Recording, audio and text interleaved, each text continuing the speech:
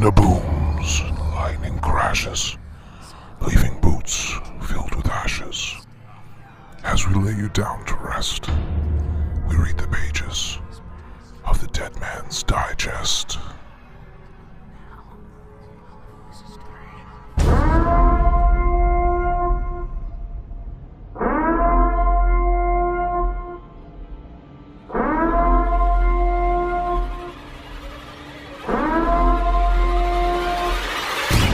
Hello everyone and welcome to a special edition of the Dead Man's Digest. Now, as Darren, Nina and Travis are deep in recovery from Hurricane Irma and they're prepping for the opening night of Halloween Horror Nights 27, Lee and I have stepped into the fray. Hello everyone. Yay, hello.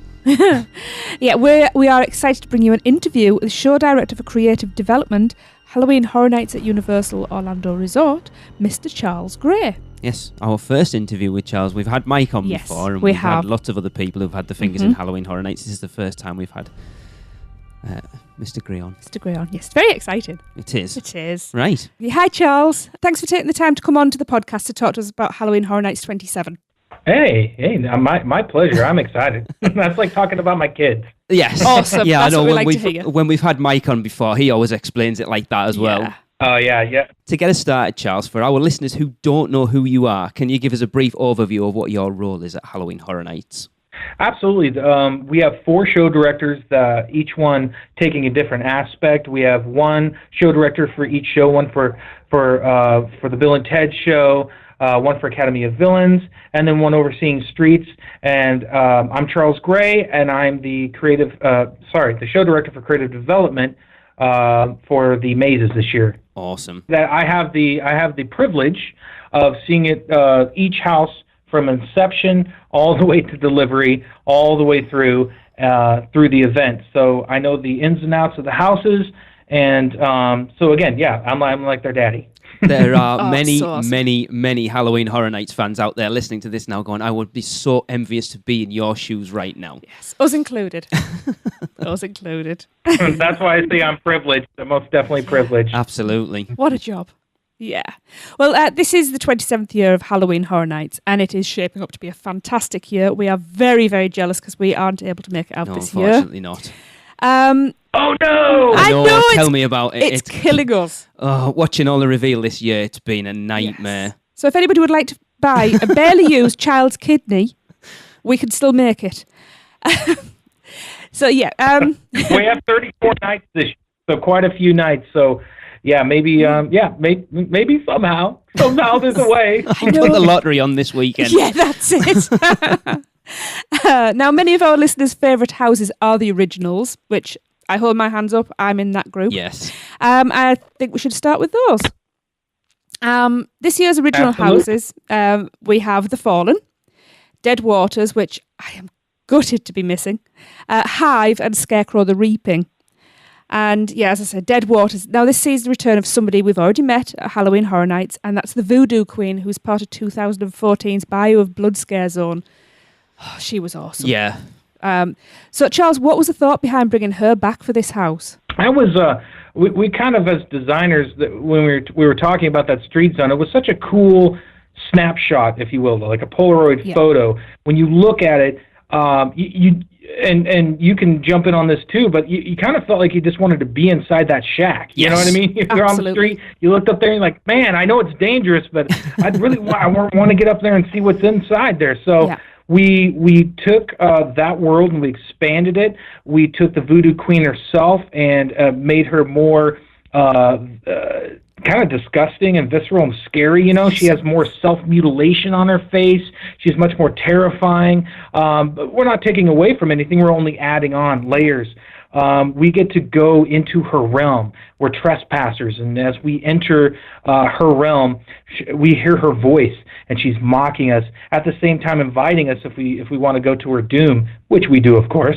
And so we go in and we see this guardian of her realm, this huge riverboat, the steamer Susanna, which is, kind of half sunk and sinking into the mire. And we get to go into that riverboat and experience all these zombies that she's raised up from the muck, which are characters from, the 1880s.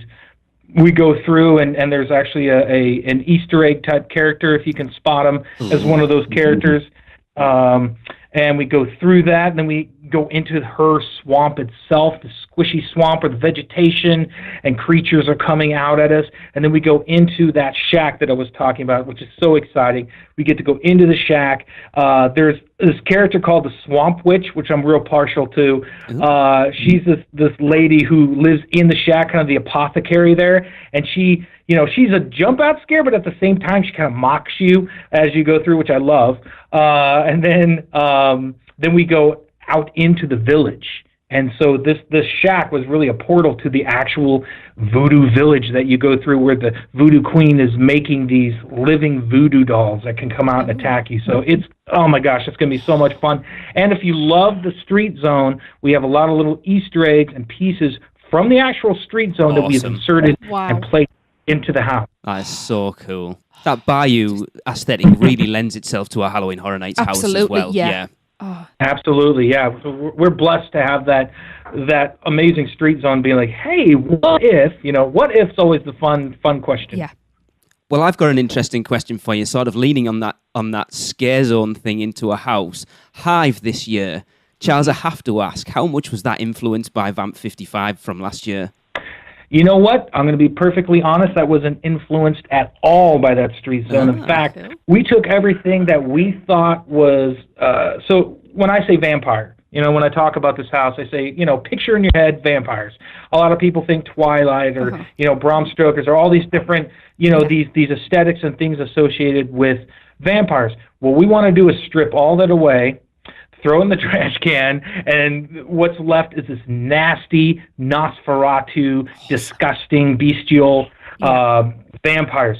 And the fun thing about it is we put it in this house in like the early 1980s, and so the score and the theme behind it's kind of that cool synth sound, you go through, and we wanted the idea that if you went to a Blockbuster, which I guess or a video store or something, that it's that one that you would always pass by, this VHS box. You go, man, that's such a cool cover. I want to get it, but I don't know if it's good or not. And you get it and you take it home, and it's that hidden gem. Yeah. You know what I mean? We wanted that feel. Like you go in, you're not quite exactly sure what you're going to get, and it is so intense. We have cast members who've decided to shave their head completely bald, and we're putting these noses on, kind of bat or rat in. Ooh. With teeth, gnashing teeth, ears that are pointed, UV contacts, long nails, and they come scurrying and burrowing through the walls at you. It's going to be so awesome. Wow. I love how the 80s is so in at the moment. It's like everywhere you look, the 80s is... Yes, I'm finally fashionable. It's funny how everything comes back round again. Oh, yeah. I mean, we all love the 80s, right? Absolutely. I'm hesitant for when the grunge comes back again. I'm like, oh no, barely survived that one. Yeah, there's your next Halloween Horror Nights house, Nirvana, The Maze. Plaid shirt. And don't wash your hair for a few months. Oh, that sounds so awesome. Well. Yeah, I know a lot of people kind of thought that Vamp 55 from last year would have made an awesome house, but I suppose this is, for all you said, it's not influenced by it. It's kind of that next step on a little bit. I like this better because it's not a romanticized vampire. Yeah. And I like the old school stuff anyway. I was brought up on Christopher Lee. You never know what's coming in years to come. You never know. Ooh. Get saving, Lee. Awesome. Oh, I am. Trust me. Yes, you better be.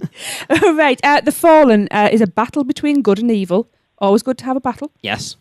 And we've been told, and I'm excited about this concept, we're going to see flying threats and some other surprises. So what else can you tell us about this house? Yeah. The Fallen, the general overall theme this year is the Festival of the Deadliest, which we have the Hollywood Street Zone dedicated to, leading up into Academy of Villains. Yeah. And really this Festival of the Deadliest has summoned, and this is cool that we get to incorporate a show, a street, and a house, all in this idea that this really something beautiful from a distance, and as you get closer becomes more terrifying, and it's too late to escape once you're in it. is really appealing to us. And so the scenic of this battle torn landscape that we enter into really is the Fallen coming up from this almost hellmouth, if you will, attacking us and pulling us into the depths. And the cool thing about this, the scenic, what we had talked about initially, is it's not really from any specific time period. You'll see elements of cathedral look or elements of this or that, but then within this look that might have existed, say, in 1592, we'll have rebar sticking out of it too. You know what I mean? It's this really cool amalgamation of architecture that you go through. And these creatures, the Fallen, are horrific and really kind of stretched the boundaries of our makeup design this year. I'm absolutely privileged to work alongside some of the best in the business, and they came up with some really cool concepts that when they were like, "How's this for approval?" I'm like, "Yes." I said yes so many times because it was all so good. I was like, you know what I mean? It was so that part of the job was real easy. I'm like, "That's perfect," and that's perfect. Awesome. It's just all wonderful. Yeah, it seems to be that this one, a lot of people kind of feel it's got that Gothic aesthetic from when was Goth? I know it was part of Jack's 25 years. Yeah. Was that 2011 or 12, I think? Well, it does have aspects of a Gothic feel, but I do want to reiterate that it is timeless, and it isn't completely grounded or based in that, if that makes sense. Yeah, no, that makes sense. That's cool. So obviously the last one, this would be, if we were coming over, this would be the one that I would be so excited about, because it kind of reminds me of our first trip when we came over. So obviously Scarecrow the Reaping, and talking to a lot of our friends and listeners, Scarecrows are something, like, they're one of those things that you've kind of got clowns at the top, and then Scarecrows seem to be the one that sits just underneath that. Can I just say I've changed my mind? I actually think Scarecrows are now scarier than clowns. Jack won't like it if you say that. Yeah, that's because I love Jack. But Scarecrows, they're not something we've seen a lot at Halloween Horror Nights. In fact, in my recent memory, the only time I can think of seeing Scarecrows was actually the first time we came out, and that was the Field of Scream Scare Zone back in 2004. That was creepy. I think there really is, because in America, the idea that scarecrows are such, kind of rank up there with pumpkins and jack-o'-lanterns. It's such a classic Halloween feel that you don't want to overuse it, and you want to do it right. Yeah. So this year we were like, okay, if we're going to do it, let's put all our eggs in the basket. You know what I mean? Let's make sure this is done right, done correctly, and let's put our own flavor to it without while still doing it justice, if that makes sense. So what we have is, if you've ever driven across the Midwest of America, it's these long highways and these distant farms. Sometimes you'll see that are abandoned on the side. They're the most frightening looking. If you have a weird mind like mine, you'll drive by and go, man, that's a scary place over there. Some horrible things could happen there, So we were like, let's have this abandoned, back in the early 30s, this Dust Bowl era, where long abandoned farm, and it's been cursed land, and so the scarecrows that come up from the earth really are made of anything you would find at long abandoned farm. Like, you get rusty, tools, barbed wire, old nasty animal furs, bones of animals and humans, all incorporated in this dry dust. These scarecrows. So I think the key word when we were first designing it, like day one, we said, what's kind of a jumping off word? And we all said dry. Almost at the same time we said dry. Nothing wet. It's just this dry, dusty feel. And so it's really fun to go through the house. And I'll tell you, in scene 2, which is one of my favorite scenes of the whole event this year. I'm going to say the whole event is amazing looking. This one was kind of, when you design or create houses earlier on, the sketches you do on a whiteboard very rarely turn out to look exactly, which is good. Yeah. Rarely turn out to what it is. But we all had this really fun idea of being on a basement level and seeing the first level floor that has caved in, and seeing what that looks like. So it is such a cool scene to walk in and just go, oh my gosh, that's exactly how we imagined it, you know. And there's the only thing holding up the furniture is these old dry roots, and it's just a really cool thing. It's one of those personal favorites, I guess. Yeah. I did actually hear that when you were hiring actors for the Scarecrows, you had a very specific aesthetic in mind. Very slender, but above average height. Very above average height from what I hear. Yeah, absolutely. Did you go through Tomb of the Ancients last year? We didn't, unfortunately. No. That was a very tight claustrophobic house. Right. And when we created this year, we were like, man, that was tight and claustrophobic. How can we make it even tighter and claustrophobic? We were like, let's put really tall people in that tight claustrophobic area and see what happens. And so, I think the average height, they're like 6'3", skinny guys. And then one of my favorite characters of the house, aesthetically, is called Biggin. And Biggin is like 6'8" or 6'7", and just has a giant skull, and he just comes through a too small doorway, and just fills the space. It's awesome. And he has a subwoofer attached to his audio, so it's just deep roared. Wow, it's really cool. Oh, that sounds so awesome. Oh, we need to go. We need to go so bad. Right, so we're going to quickly move into the IP houses. Many fans have been awesome. Yes. Many fans have been clamouring to step foot into the Overlook Hotel. Yes, I have. Yes, And come face to face with Jack Torrance himself. Now, how much of a labour of love was bringing Stanley Kubrick's The Shining to Halloween Horror Nights? Stanley Kubrick's The Shining is going to be amazing, and we really checked all the boxes, I believe, for fans of that film. It's a top 10, not necessarily horror film, just films of all kind. You lump them all together, it would still be in the top 10. You know, it's a masterful movie, and so we really. You know, all the things you wanted to see, like the blood elevator, just the hotel lobby area, the bathroom scene with that nasty old lady, all the things that you wanted to see will be there, and it is creepy, disgusting. I love the soundtrack. I love just the look of the house, and it's breathtaking. Yeah, Stanley Kubrick has such a distinctive visual style that to put it in a house will just scream The Shining. I've been saying for years, this needs to be a house. It's one of my all-time favourites. The fanboys have been talking about it coming for years and desperate for it, and this is the year. But a specific one that I would be excited for this year, obviously, as well as Jack Torrance, we're getting another cult icon this year. And finally, we've had a couple of iterations of the Evil Dead at Halloween Horror Nights, but this is the first time people are going to get to see Ash Williams himself. How you must have been excited to finally do an Ash house this year. Oh, absolutely. I mean, we so I'm a fan of horror movies, but this specific show, I would consider myself an uber fan of.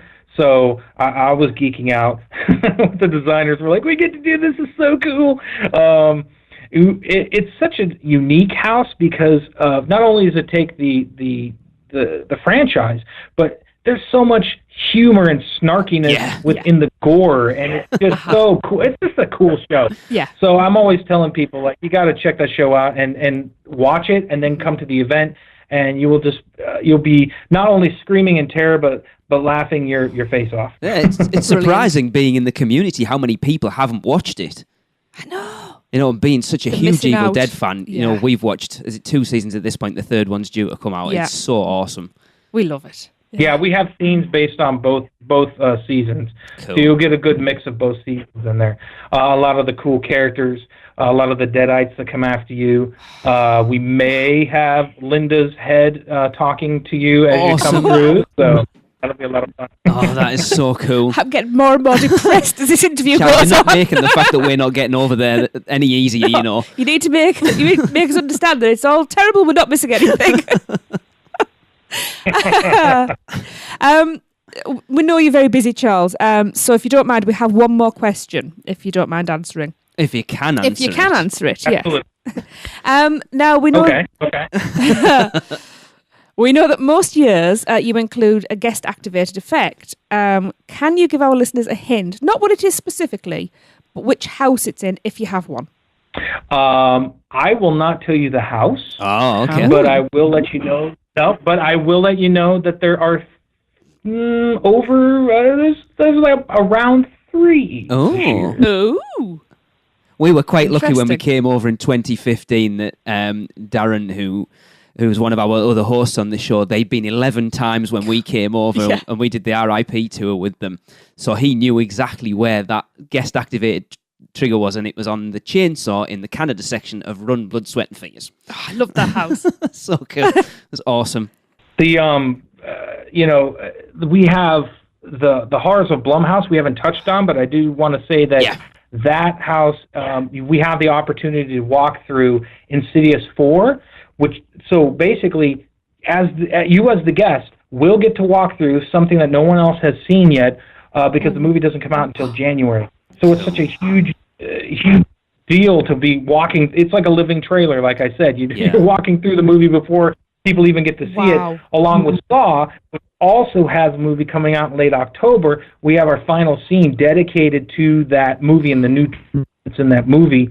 And then, of course, American Horror Story is our Uber maze, which was amazing last year, and people are just going to love all 3 seasons. We got Asylum, we got Coven, we also have Roanoke, and I will say keep your eyes open for one of the Chens will make who's in Roanoke, which is the creepiest thing I thought that season. Okay. You will actually get to it's the Chen, so awesome.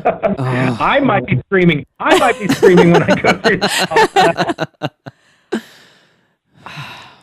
It sounds like it is building up to be an awesome year. I have to say, I'm gutted that Blumhouse because we went through Insidious Halloween Horror Nights 25, and it was very, very close, but it was my second behind Jack Presents 25 Years. It was such a great house. How old was Jade when we went? 11. Our youngest was 11. That was her favourite house. Yeah. So, that's excellent. She's rock and roll, that kid. So, Charles, we know you have lots to do to be ready for the opening night, so we are going to let you go. I just want to take the opportunity to thank you so much for taking time out of your busy schedule to talk to us. It's been a pleasure. It's been awesome.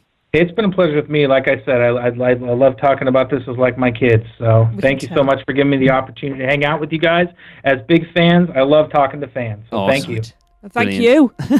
Thanks, Charles. Thanks. Thank you. Right.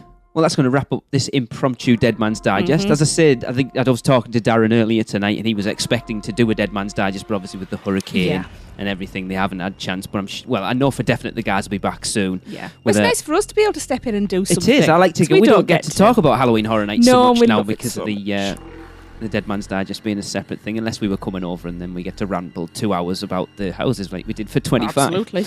But yeah, they'll definitely be back with a full episode because Darren and Travis are both attending the opening night media event this Friday. Awesome. So again, definitely want to say thanks to Charles for talking to us. It was really cool, and it makes the fact that we're not going this year even more difficult. The passion, you could hear the passion in his voice, and he was speaking as if he had a big grin on his face most of the time, which is awesome. Because I did. Let's be honest, that's how you talk about Horror Nights. It's your baby. I know this year's been a little bit like people going, oh, they've left the announcements late, and everyone's clamouring for that. I think it's actually ramped up this year's event, waiting that much longer.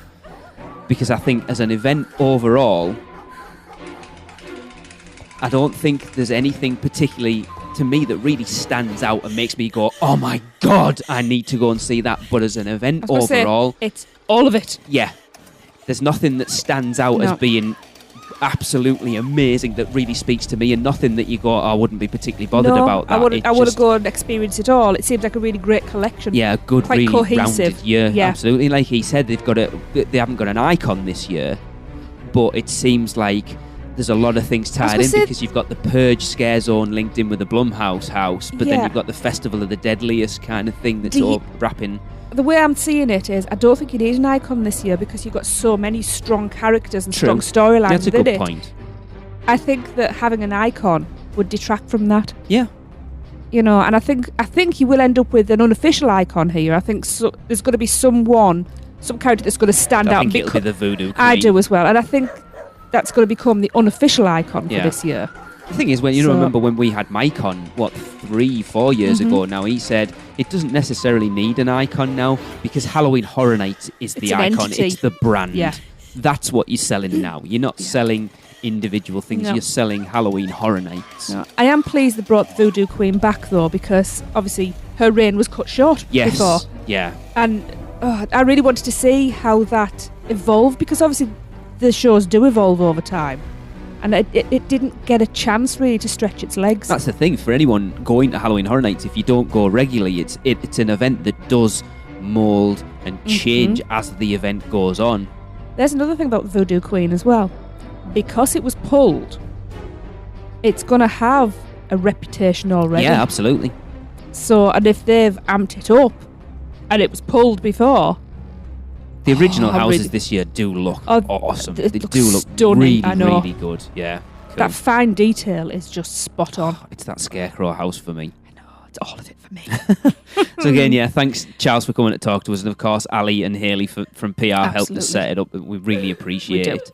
But yeah, event starts on Friday, so if you're heading over, enjoy. Don't forget, if you still need to buy your tickets or you need any info for the event, go over to HalloweenHorrorNights.com. So for Charles and Tracy, I'm Lee, and don't forget, shop smart, shop S-Smart.